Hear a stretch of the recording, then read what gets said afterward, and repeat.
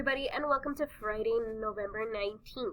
Now, for today, we are finishing up with our Do Now Dialectical Journal, as you guys should be past Chapter 9. I'm going to check that when we come back from break.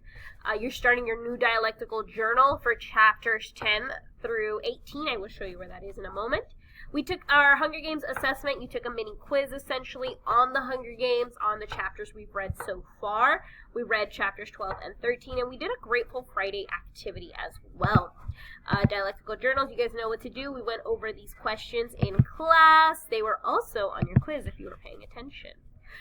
For my honor students, I assigned something additional. I'm going to go over 3-4. I'm going to go over in another video what is due for you because it's a longer assignment. But for my honors kids, right here where it says the Hunger Games setting, for y'all, what was due was each of these places below are places that Katniss called home. I wanted you to just jot down any information you learned about each of them to get a better picture of what Katniss considers home. So the Hob, the Seam, District 12, just give me some basic insights into what these areas look like. And then, how do these pictures illustrate District 12 workers according to Chapter 1? I want you to use specific evidence from the chapter to support your answer. How do these coal miners, or these images of coal and dirt, how does that contribute to District 12 workers and really District 12 itself? So that is what you guys had to do. That was part of over the break, along with your dialectical journal. That is the only thing I will be leaving you with, aside from chapters 14 to 17.